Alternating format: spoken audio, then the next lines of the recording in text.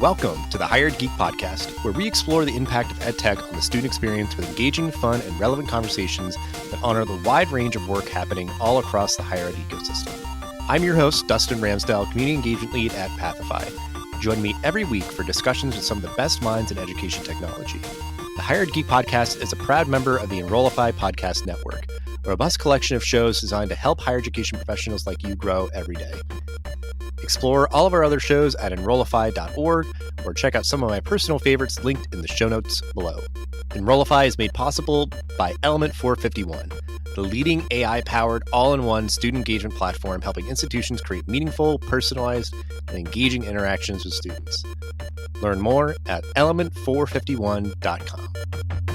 I am particularly excited for our conversation today, where we will be focusing on the potential for audio content as sort of a learning tool that, certainly there's been a lot of emphasis and utilization of video, making kind of chunked clips and shorter video for courses, whether they are online or hybrid or in person, whatever you can do to sort of supplement the learning experience. But as somebody who has been a fan of the medium of podcasting and audio for a very long time, it has been kind of like an idea of mine of just like wanting to hopefully have more conversations or see sort of more evidence of people utilizing audio content in their courses or anywhere, frankly, to help kind of enhance the student experience. So that is what we'll be talking about today with our guest. I appreciate her just reaching out to be like, hey, I want to talk about this. And it's like, you know what? I love it. So we'll absolutely make it happen. But Adrienne, if you want to introduce yourself and kind of your brief overview of your background, then we'll get into the topic for today. Sure. I'm very excited for this conversation, too. I am Dr. Adrienne Trier-Bieniek. I'm a professor of sociology, and my area of focus is the connection between gender inequality and popular culture. I host a podcast I created for my students called Most Popular. Most Popular merges what we see happening in pop culture with experts who can discuss how pop culture affects and shapes our society. And an easier way to think about this, and the way I really like to say it, is I can tell you why gender inequality is connected to Taylor Swift's Eras Tour. Interesting. And maybe I'll, keep you honest with that and, fit that if we have time. But it's like kind of getting meta about like the project itself and like how you did it, why you did it, what the impact was. But then even like the content itself, like that is interesting to me as sort of a geek of popular culture and movies and TV and video games, comic books, whatever it might be. Like that sort of critical analysis is always interesting because it's like we are humans creating things in the world that we live in and all that. Like there's kind of fingerprints all over stuff, and you can kind of examine them for either like, oh, there was a lot of thought that was put into this, like every choice had sort of a meaning, or even if it's like, it seems like they weren't really thinking about this too much, and why was that, like why was that the case or something. So tell us more about that recent project that you did for your students. So about 4 years ago, I've published quite a bit in my field, and most of them are books and ranging on topics from I've published a collection of essays on Beyonce that was with other scholars. I've done a textbook called Gender and Pop Culture. I've done all sorts of pop culture field stuff, mostly based in music and the connection between gender inequality and music. And as I was doing these compilations of books, I was getting to know these people that were really interesting. And one of the things that happens a lot when you work with other folks on textbooks and all of that is that you end up emailing and, you just start to get to know people. And there's so much more to them than what they can contribute to a textbook. And their scholarship is so interesting. And, I had been wanting to start a speaker series on my campus for a while to kind of bring folks in that my students may not have the ability to listen to, but that is expensive and takes quite a bit of time and, is money that we didn't necessarily had. And so then I thought, well, I could try this over podcasts and see how that goes.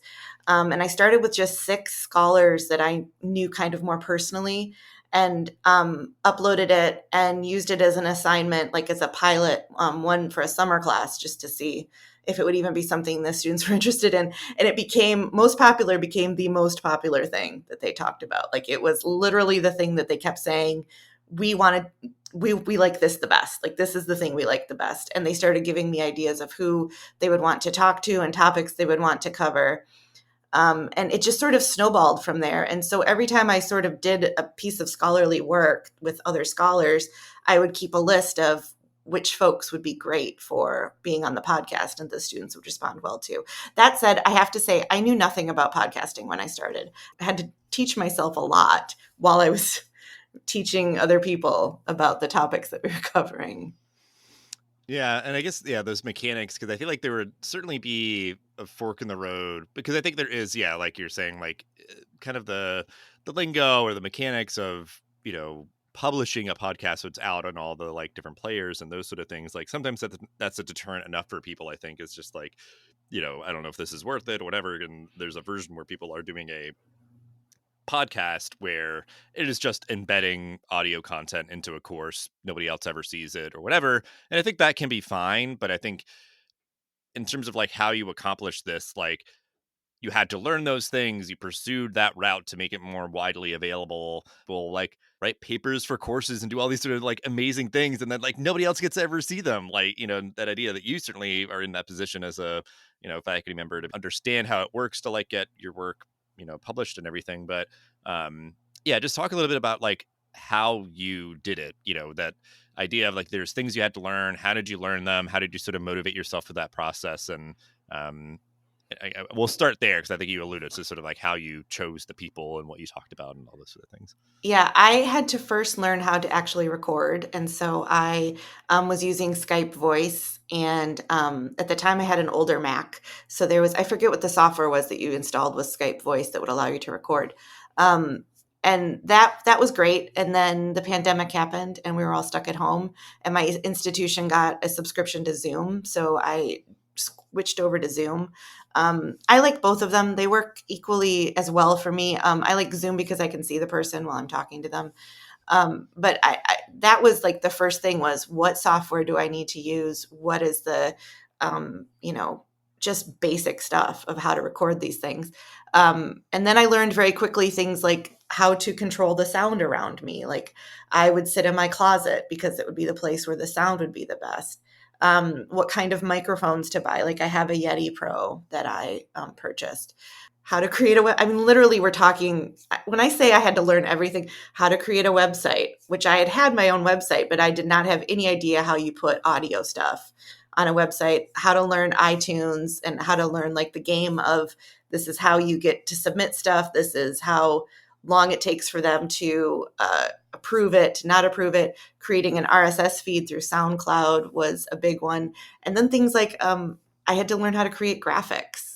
I went into Canva free and started figuring out how to create graphics for the podcast. The first graphic was awful. It was so bad, but I was really proud of it because it was totally something I did. That baseline stuff was so important for me to learn. Obviously, just so I can create the podcast, but also in my mind, it gave me a sense of, okay, so I'm learning something for the first time that is new to me and very foreign. This is what it feels like to be a student in my class, because I get a lot of introductory students and who have no clue what they're walking into when they start to do something other than this sounds interesting. So that was a good connection for me of, okay, you're kind of getting a taste of what it's like for them.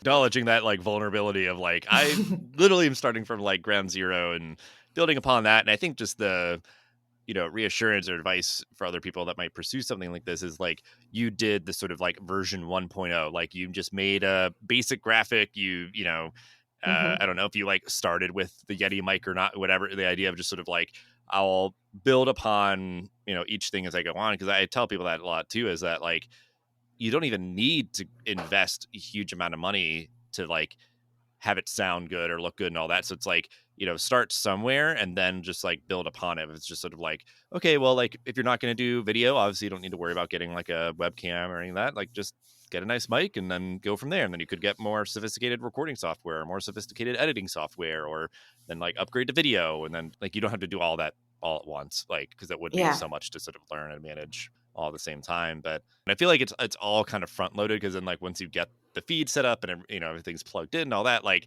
you can kind of just like focus on like, all right, who am I going to talk to about what and all that. So it sounds like maybe that was like the easier side of the equation. Like you kind of had a network of people that you could kind of reach out to. So yeah. Yeah, and it's funny that you would say editing software. I had to learn Audacity, so I did a bunch of YouTube tutorials, and I took a voiceover class because I wanted to see like how professional folks set themselves up to sound better.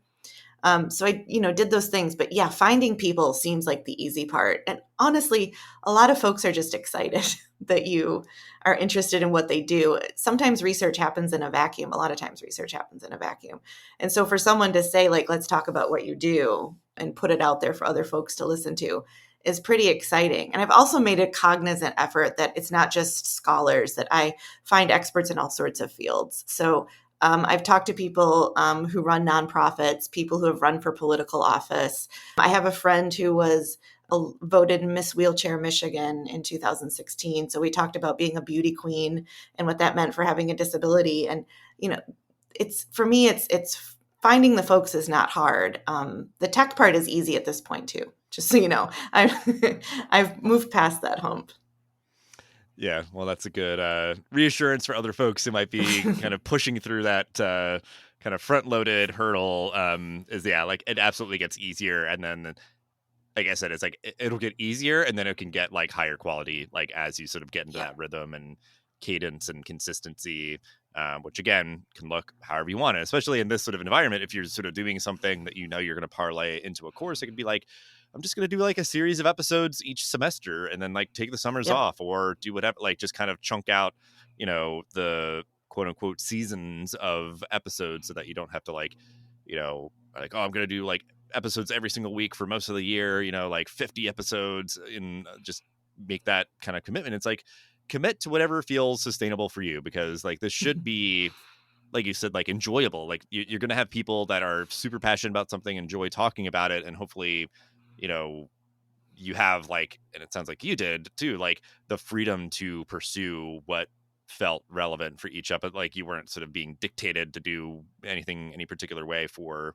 your own course. Like you had like that. It's sort of this like extension of academic freedom in a sense, where it's like, it feels like it's like such a Yep. different separate thing, but like, and certainly I guess if you're publishing it more outwardly, you might need to just kind of like check over your shoulder. But yeah, like it should be sort of a fun, enjoyable sort of endeavor that really just sort of uh augments whatever is sort of existing or established for your course. It could really kind of give it kind of a shot in the arm, sort of and I guess like the idea that like students seem to really respond to it. Yeah, that was kind of the point, was to give them something else to focus on. The other kind of point of it was that I teach at an institution that is extremely diverse. And I am very aware that I am a not diverse white lady who is middle aged.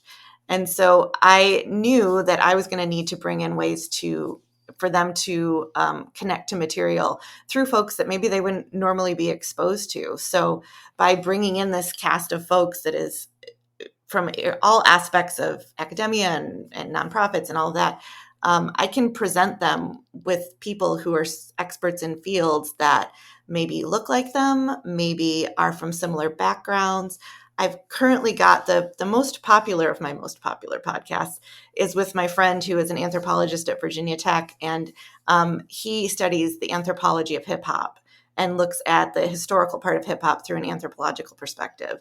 And he starts out the episode by freestyling, which I had asked him to do. And I was so excited when he did. And to the students, that is one of the things that they talk about the most is like how cool it is that they got to listen to this person who is an expert in his field, but can also freestyle, which is for me, that's one of the reasons why I did it. Like I want them to be able to connect what we're doing with larger pictures and to see that there are folks who are participating in this culture that we're creating.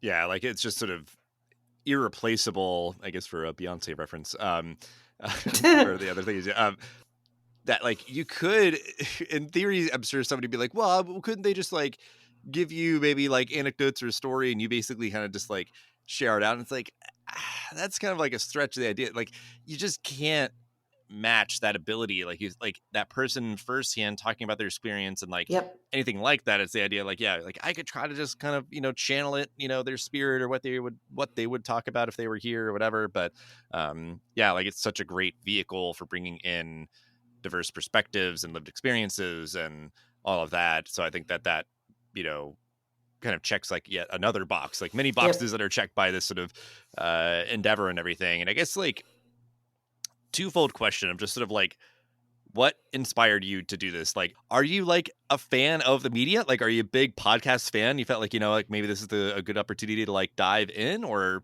like, and I guess the second part, just to let that kind of noodle around as well, is like, are you often somebody who kind of pursues like new, different, innovative things? Because again, that there's sort of a whole learning curve for you to do this. And I think some people might, be like, oh, I don't know. I like tradition. I like routine. I like, whatever. Like, I'm not going to try to shake things up or whatever. So like those dynamics, I guess, of what sort of like kind of pushed you over the edge to be like, you know what? All right, let's learn something new and let's go with this. I am a big podcast fan. I don't know, big. I appreciate podcasts, but I like the ones where it's like two people talking and one person. I like the interview format. I don't particularly like it when there's a whole lot of folks having conversations and your brain is trying to figure out who's saying what at what point. So I like the one-on-one discussion. What kind of drove me is I really like talking to people who have experiences that aren't mine and aren't anywhere close to what I've experienced, or who study stuff that is very far away from what I do. I like interesting people and I like having conversations where I can ask questions, as many questions as I as I like. Uh, that to me seems like the ideal situation.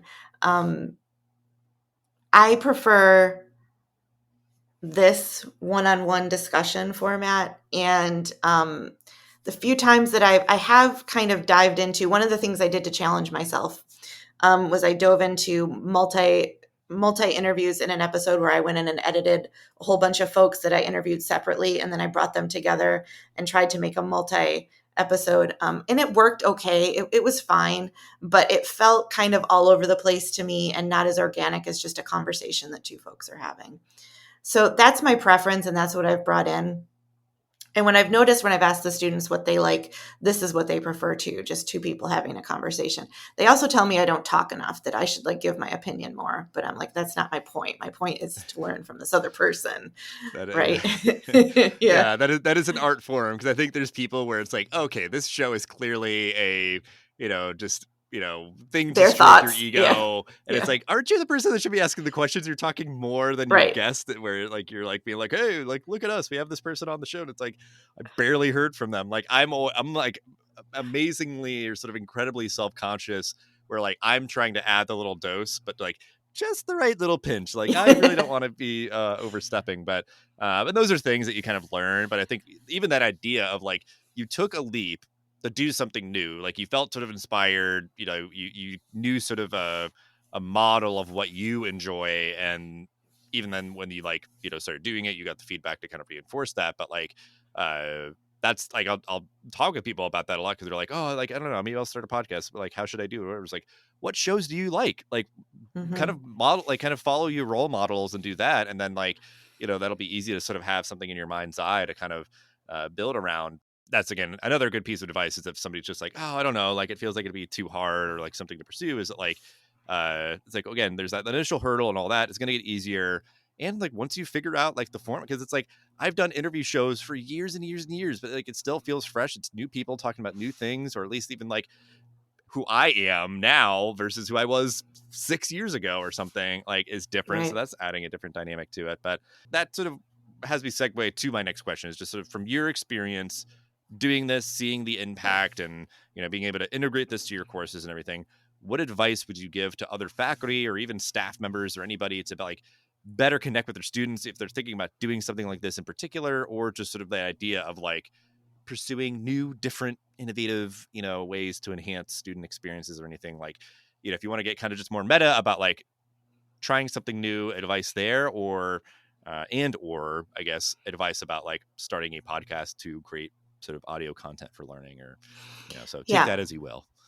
I think we're in an interesting time where you've got faculty who are I think there's three categories. I think there are faculty that are embracing tech and these types of mediums. I think there are people that are kind of in the middle that get it but aren't really interested in doing it. And then there are people who just don't see how it can be beneficial. And I really feel like at least understanding the role that something like this, podcasting, even if you want to do like, Instagram stories or other ways that you can communicate with students, that stuff is really important to at least have a baseline understanding of why it's helpful and why it's out there. Everybody's talking about AI, or maybe they're afraid of it, or maybe they're nervous about it. But the thing is once you start to understand how these mediums work, which is also kind of our job at this point, like whether or not you want to understand tech, you kind of have to. Once you understand how these mediums work, it takes that fear away of, is this something that's beneficial or not? And you don't have to use them, but knowing that they're there and they're an option, I think is important. And, I also think if someone's listening to this right now, they're probably already kind of keyed into figuring out ways they can do a little bit better of a job, or at least maybe have that thought popping in their brain. But these types of projects make you better at your job in some way, because it's really been challenging for me to learn all of these new things, not just the baseline learning, but learning the tech part, but having conversations with folks who either I know nothing about their field, which has happened quite a few times. I thought I knew a ton, and it turns out I was completely wrong. Those have been very sobering conversations. I have just did one where the person corrected me in the middle and said, nope, that's not right. Let me tell you what's right. Those are important things for us to keep doing, because we do that with our students constantly. We say, no, that's not right. Let me kind of redirect you. And it's important that we kind of feel that in some way. And this medium is, so far for me, has been a great way to have that experience. Yeah, that's great advice. Yeah, just the sort of appreciation of like, the different mediums and modalities for how people communicate and share information. You're kind of, clearing up that ambiguity of like, oh, Mm-hmm. TikTok, pshaw, I'm just like, blowing it off or whatever. It's like, yeah, I've seen some faculty members and stuff start to embrace that. And it's the same idea of like, well, these are conversations that I'm having that are, informing how I teach or what I teach and all that. And then it's just like, you can kind of show your work and sort of almost challenge yourself to fit within, the limits of the medium and kind of play in that sandbox and share it for other people to engage with. But yeah, like any of this kind of stuff just like humanizes everyone and kind of the whole experience, that it is like two people Yeah. talking. And yeah, I've had those moments where I'm like corrected or, those sort of things, or have to be very, very much the lay person, where it's just like, I'm just gonna let you know I don't know anything about this. So like I'm ready to strap in and learn just alongside everybody else. So yeah, that sort of humanizing element, like, and almost like, yeah, not being afraid of it, and maybe in certain instances like pursuing it like is good advice, the idea, because it's like, yeah, you could just like, even though this is like a new thing for some people, if like you said they're inclined to kind of go down this path anyway, like you could just set up, and dig in your comfort zone, just like talk to all your friends, that you all know each other's Yeah. stuff and all that, and it's like that's good, that's great, you're still gonna get towards a certain point in terms of like positive impacts and outcomes and everything, but um sort of amplifies it or sort of adds a little extra bit of like an X factor, I guess, if it is just sort of like a very, vulnerable, humanizing sort of experience. So yeah, that's really good advice.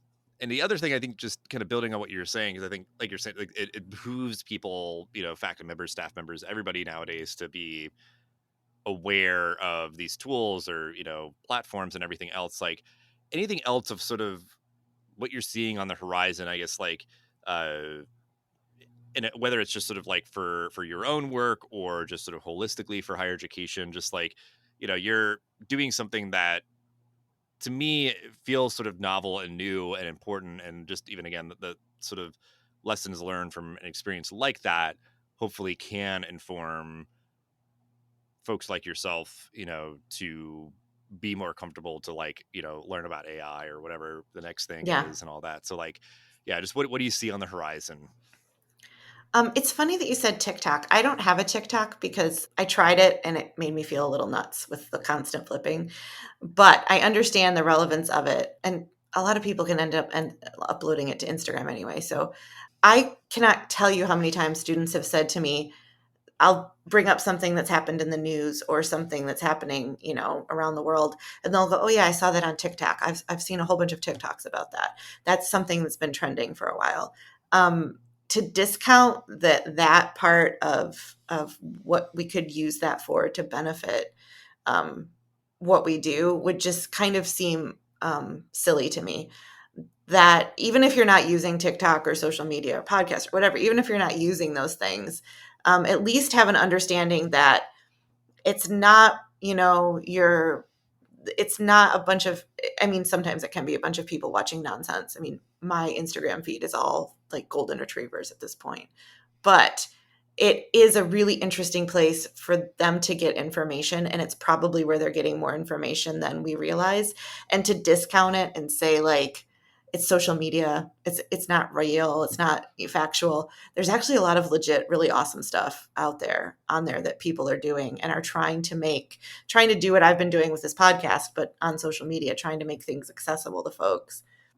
And I think having a baseline understanding of that is important, at least as higher ed moves on. We can't discount the place that tech is going to have with what we do.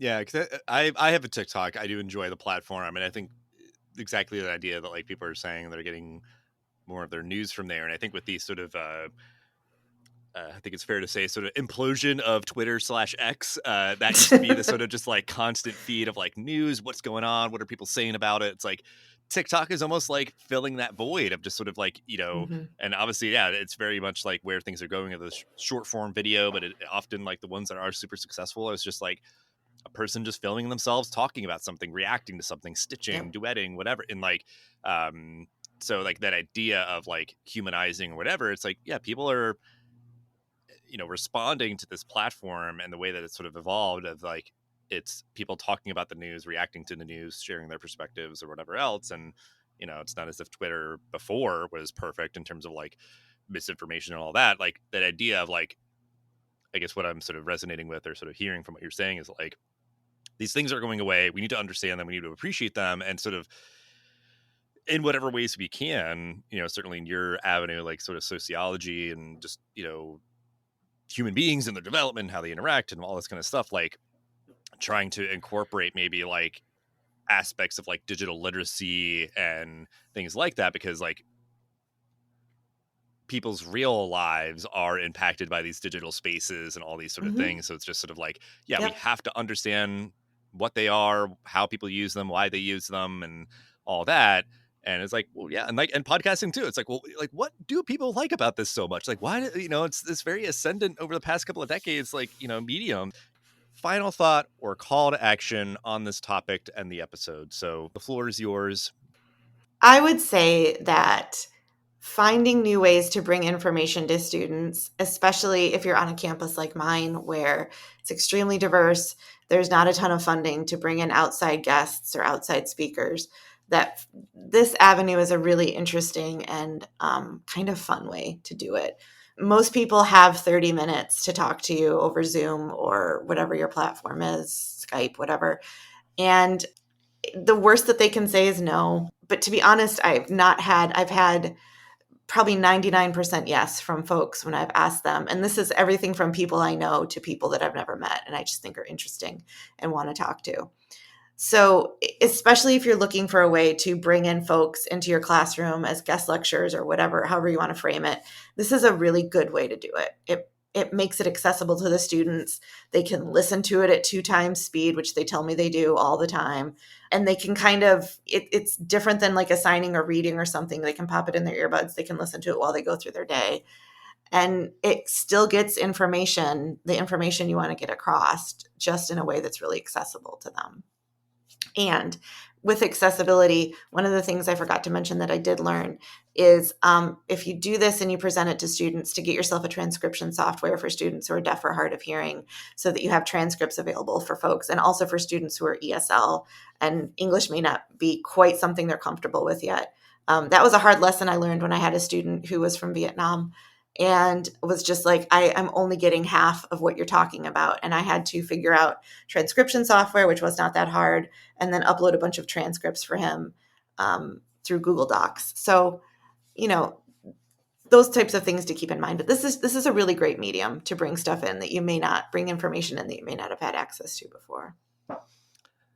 Yeah, I mean, it's just where we're at with like content creation. It is that idea of like, especially if you do like a video interview, it's like you can, break that down into just the audio version. You could break that down to a transcript. You can do like in that idea, like it is steering in a direction where you're doing content creation for learning experiences that can be, like listen to it 2 times speed, replayed 100 times if they need to like try and reinforce something. It can be, accessed in whatever format that they prefer. And what I was just thinking of too is like, so accessibility is a huge piece. And another sort of aspect of that is I think sometimes like people bring in like guest speakers for a class. So it's like, okay, they're coming in, they're talking live.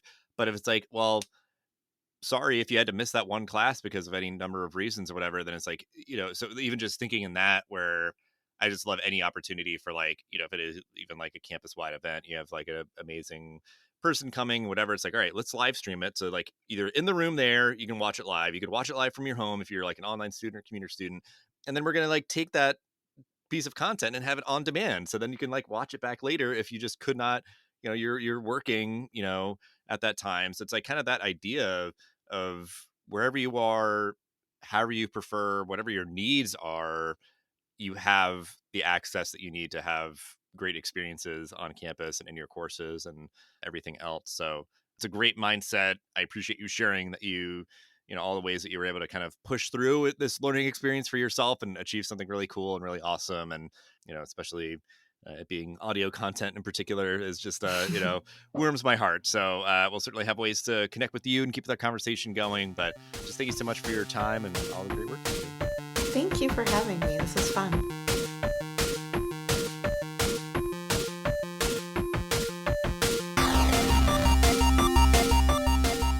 The Hired Geek Podcast is a part of the Enrollify Podcast Network.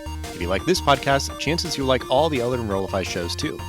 Our podcast network is growing constantly, and we've got a plethora of marketing, enrollment, and higher technology shows that are jam-packed with stories, ideas, and frameworks all designed to empower you to be a better hired professional.